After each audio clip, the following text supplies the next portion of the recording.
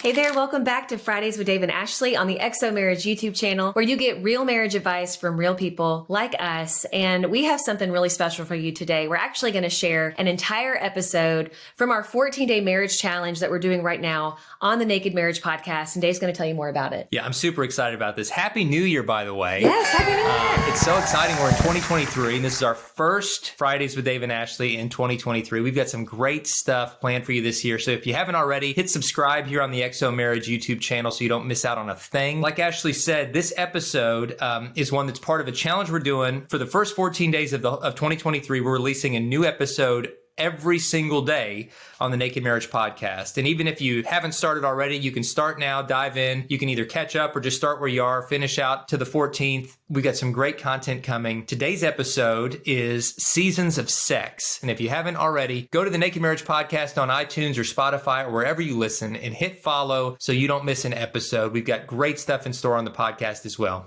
Enjoy. Welcome to the Naked Marriage Podcast. We're Dave and Ashley Willis. On this podcast, we undress the truth about sex, intimacy, and lifelong love. We're going to share something with you today that I'm so excited to share. In all the talks we've ever given about sex, this talk that we're going to share, these principles about the seasons of sex, we've gotten probably the most feedback on from people saying that was so helpful in helping me and my spouse understand just how sex looks different in different seasons. And what works in one season doesn't always work in another, and that's okay. And we're going to just talk about what that really means and what that looks like, and we hope that it's helpful to you. And you definitely want to listen all the way till the end, because we really do unpack what each season looks like. And we have a special message for those of you who right now feel like you're in a season of brokenness, especially when it comes to sex. So definitely do not skip any part of this episode, because I think that you can relate to each and every component that we share. And with that, we will start today's episode. Today, we are going to kick it off with a talk that we call Seasons of Sex. And this is based on a talk that we did at the XO Marriage Conferences last year. If you've never come to one of our live XO Marriage Conferences, you're missing out. These things are so much fun. We've got a bunch of them coming up. Go to xomarriage.com. You can get the full calendar. And if you can't come in person, you can also stream it online. Though coming in person is a lot of fun. At last year's conference, one of the talks we gave from our book, The Counterfeit Climax, which is all about sex, was a talk called The Seasons of Sex. And the main idea of this talk is every season of life and every season of sex is going to look a little different, and that's okay. Mm-hmm. And just helping you think about it that way can bring a lot of peace and understanding to every season of your sex life. That's right. So these seasons aren't necessarily about, like, it's not about sex per se, but it's about life seasons of life, and then how sex can look different within those seasons. Okay. Right.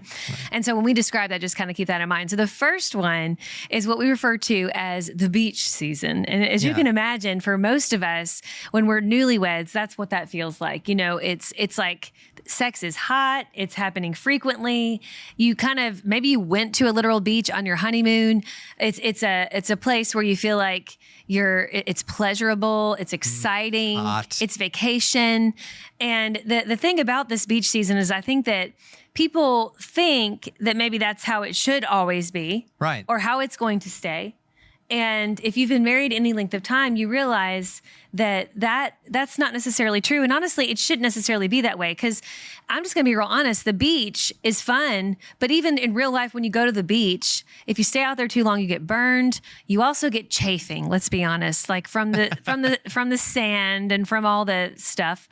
And in the same way, I feel like if sex, if you're constantly at this on the beach, so to speak, and in this honeymoon phase, it's like, you're maybe focusing too much on sex and not enough on building the relationship itself.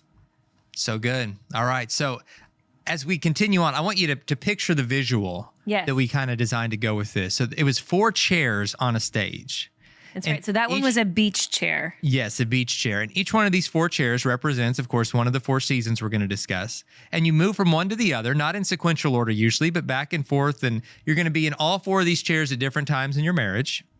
And I want you to just think about which of these 4 chairs you're in right now as we talk about them. So picture in your mind the beach chair representing the beach season, where it's hot and easy and all those things. Well, we'll go through and describe each separate one. And then the other 3 chairs we're going to get to. So the second chair is regarding what we call the busy season. Busy.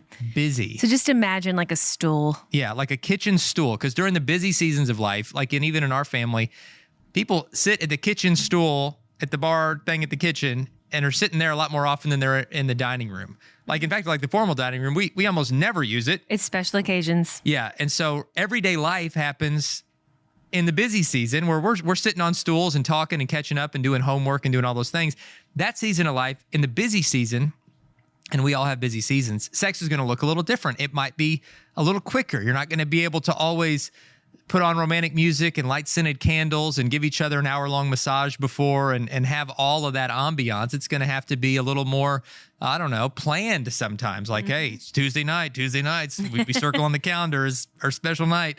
And that's okay. It's not going to necessarily be the beach, but it's still going to be consistent, hopefully. Exactly. But the thing about the busy season is this is where we can really lose sight of each other, and sex can become kind of boring, for a lot of people. This chair, it's not a chair where you could experiment with a lot of positions. Let's be honest, right? It's not a comfortable chair. It's just something that gets it done, right? This is where we have quickies. This is where we just kind of make sure we're ticking that box, but you don't want to stay in that season all the time, right? Because then you're missing out on the true romance, on trying new things together. And so it is a place we can spend some time, but we don't want to always keep on going back to the busy chair. And we also don't want to get lost in it. I think in the busy seasons, especially, we kind of detach from our emotions, because we're like, I don't even have time to really go there because I've just got this to do on my list. I've got this other thing to do on my list. There's the kids, at the door, literally at the door, like waiting. They always know. They just always know. We're going to talk more about that because that's a whole season in and of itself. But the busy season, it's not something that is bad necessarily, but it's something that we just need to be careful not to always kind of just be stuck in the busy season. That is so good, my love. So they all start with B, by the way. So we've got beach, busy, next season. And again, these don't always happen in any kind of order. But sure. Next is babies. Babes. Babies is a rocking chair. So we've got the beach chair, the kitchen stool, the rocking chair, or the glider that you would have in a nursery where you're holding a baby and rocking a baby, representing that season. And when you've got young kids at home, it's a different kind of busy. It's a different kind of physical exhaustion. Or even when you're preparing for children and trying to get pregnant, and just kind of how sex can become almost like work at that point because you're trying to conceive. It's not about connecting as much as it's about conceiving, and it can create a disconnect. And then once the baby comes, and then there are like body issues, the mom is feeling like she's not comfortable in her body at that point often, and there's hormonal issues, and you're both tired, and your sleep schedule's interrupted, and there's a lot going on in those years. And sex is still very important, but it's going to look different. It is. I mean, even just after you have a baby, you have to, for a time, not have sex just to let yourself heal. So there's a lot of times you can't have sex for like 6 weeks, there's that going on. And then sometimes if you've had more trauma in that area, it lingers. And that can be a really frustrating time for both of you. And so we have to have a lot of understanding in this season. But you also have to get creative with when you're having sex because, again, we have these children. They're such a gift. But then the very, thing that happens after sex, having children is the very thing that keeps you from often having sex. That's God's sense they know. of humor. Exactly. God's sense of humor. They're always at the door, and it's very hard, at least for women. Maybe I think more men can tune out the kids at the door. Get out of here. We're busy.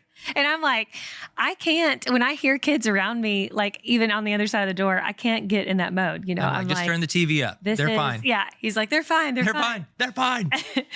But it's a season that I think for us, like we took 10 years to have our kids. So this was a long, and still is, we're not in the little kid season. Thank goodness. No, but we were changing diapers it felt like forever. I mean, it was like a 14-year stretch where somebody was in diapers. Right. Or potty training, which is just the worst, let's be honest. And that's a long time. We just kept spacing the kids out. But now they're all much more self-sufficient. Yes. And it's a beautiful season. But you know what? When they were little, it was a beautiful season. 100%. 100%. It just, it was more physically taxing. Yes. And so give yourselves a lot of grace in those moments, but make it a real point to connect. And marital satisfaction, like in terms of people that have gone through lots of seasons of marriage, a lot of times they'll rate their marital satisfaction at the lowest in those seasons when the kids are really young. Sure. Yeah. And so don't feel guilty if it's difficult to connect because you got so much on you. You've got work demands and financial demands and then the exhaustion of young kids. It's a beautiful season looking back, but it's a difficult season when you're in it. So give yourself and your spouse a lot of grace and still prioritize sex, even though you might not be feeling it the same way you felt in that beach season. Sure. That's okay. Just give yourself grace and say, this is a temporary season. We're going to enjoy it and savor it and we're going to get through it together and other seasons will come. Now, the fourth season is the broken season. This is represented by, on our stage, it was represented by a wheelchair. And I always give kind of a quick asterisk beside that listen, a person can be in a wheelchair all their life and still live a very rich and full life. It doesn't mean that they somehow are broken in and of themselves. But this was a wheelchair that was more of like a temporary wheelchair, like, one you would get temporarily. Right. When you've broken a leg, you've broken something, and for a while you're healing, you're having to sit in this chair and work through that.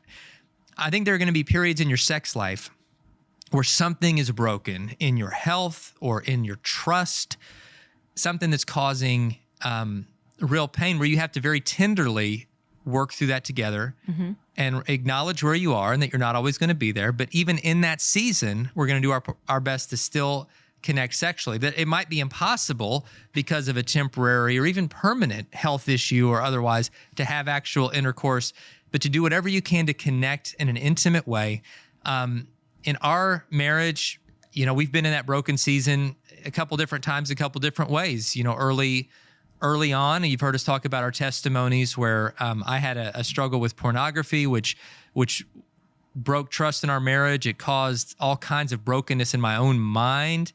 And it took a lot of time to work through that. Ashley went through a period of anxiety and depression, starting with postpartum depression after our first son. And she's talked so courageously about that season. But when she was working through that, it was difficult to connect sexually because of all that she was facing. And then most recently, I went through health challenges with an autoimmune disease that first was diagnosed with a thyroid disorder probably 6 or 7 years ago. And it's been a long journey of getting to a place of just feeling normal with that because it affects everything. And so my hormones were way off for a long time, which killed my libido. It gave me anxiety about sex. I went from having a huge sex drive to a diminished one and anxiety that I would even be able to perform, which is a terrifying thing to feel.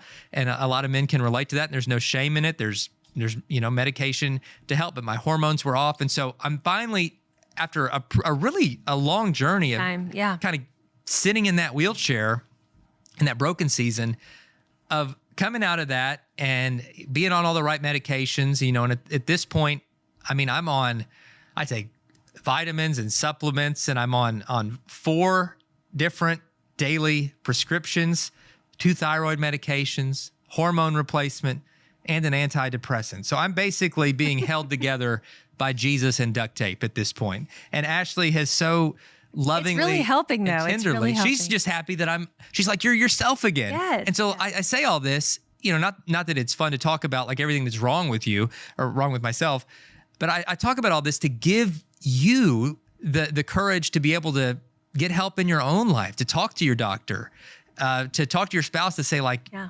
do you see anything in me that feels like off? Because your spouse will help you see your blind spots, and Ashley's helped me see mine. And to keep going to doctors. I've had to go to different physicians and I've had to try different things to finally get to a place where things are all, I just feel like myself again. But it took a long time to get there.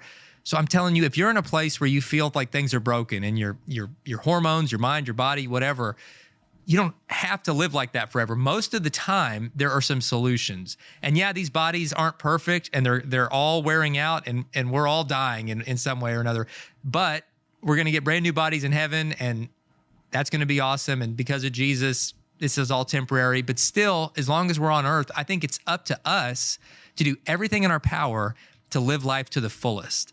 And that means going to doctors, getting on the medicine that you need, being honest about where you are, and embracing that wheelchair season when you're in it, but don't stay there longer than you have to. Don't be a martyr. Don't just say, well, this is how life's going to be. Do everything you can to get out of there and to move on from that season. Yes, and definitely be tender with each other. I think especially in the broken season, there has to be tenderness. We can't blame each other. We can't be hard, on each other and with each other. I think there just needs to be such a tenderness and such a grace that we offer each other, because we don't want to complicate it and make it worse, And I think it's easy, though, to get frustrated, especially if you're the one feeling broken. It can be so frustrating. And I know, in the midst of you, all these years of trying to get the right medication and the right therapies and thing to work, it's like you would get so frustrated. Yeah. And then that frustration, it would manifest into like things that had nothing to do. Right. I was just frustrated You were about just frustrated everything. in general, Nothing's right. working. This doesn't work, but nothing's working. And Well, it would be like have this undercurrent of frustration about your body and everything, and then like a little thing would happen to you and you'd be like, just another thing, because it feels like the world is against you and like your body's fighting against you. And I think that that's very common whenever you're going through a broken season. And I know, Dave touched on infertility, but I wanted to say a little bit more about that. I think infertility can also be represented by the broken season, because as I've talked to women who are going through this, they feel like their body's broken. And they feel like, why am I not able to do the thing that I so desire to do? Like God put it on my heart to be a mother, and it's just not happening in the way that I had hoped. And it's a deep, deep wound. And then they feel guilty. They feel like their husband is not looking at them in the same way, and they feel like they did something wrong, and so they're being kind of punished. It's just so sad. And I just want to say that, please don't believe those lies. So many women go through this. In fact, a recent stat that I heard from someone who actually went through many years of infertility, she told me that it's 1 in 4 women that experience infertility. And I feel like it's a shame that we don't talk about it more, because I think that one of the lies that the enemy, really wants to convince us of is that we're the only one, and that we will never, ever have the fulfillment of that desire that God gave us. And, only God knows how that desire is going to be fulfilled. It may be by having a child after years of infertility, biologically having a child, but it also might be adoption. Yeah. It might be, raising, like there might be a family member who passes away and you end up raising their child. I mean, we just never know God's story. But I think holding on to hope, and also not seeing sex as work, because I think it does, and Dave mentioned that in the baby season. I feel like in infertility, you're going in between those two. You're in the broken season, but you're longing for the baby season. And I would just say, if that's you, go take yourselves to the beach, like literally and figuratively, because you need to just not be keeping track of your body temperature anymore and your ovulation schedule, and just give yourself a break. Yeah. Because I think, so many people I've known who've gone through this, once they kind of gave themselves a break and took that stressor off, they either got news that they were pregnant, or they both felt an epiphany, like, oh my goodness, we're meant to adopt. Yeah, You know what and I'm felt saying? the Like there was freedom. usually a freedom involved. And some I know ended up, I know multiple stories of this. Some I know ended up deciding to adopted a child, and then got pregnant later because they stopped using any kind of because anything. they took the stress off. They took the stress off. And yeah. so go back to the beach, like Ashley said, go literally Yes. book yourselves Go to the beach. a hotel room at the beach, and just enjoy some time together with Exactly. no pressure, and just reconnect again. And you'll be Right. amazed at what might happen. So in whatever season you're in, just recognize that it's a season. Mm-hmm. And I think that simple revelation that it's not always going to look the same. Right. Your bodies are aging, your seasons are changing, but in every season, sex can be great, marriage can be great, but it might have to look a little bit different. And I hope that just simple revelation can help you and your spouse think about your own marriage and your own sex lives in a more, realistic and productive way, and to set you free from the trap of thinking, if it doesn't look like it did at the beach, then we're doing something wrong. It's like, no, you're living life in all the different seasons. If you want more on this, our book, The Counterfeit Climax, which came out last year, it's the most comprehensive resource on sex we've ever created. And you can get that as an audiobook, hardcover, ebook, wherever you get books, or on the XO store. Guys, thanks so much for tuning in. Stay tuned all this month, where we're going to continue this series on sex in marriage, and it's going to be a lot of fun. We'll see you next time. Bye, guys.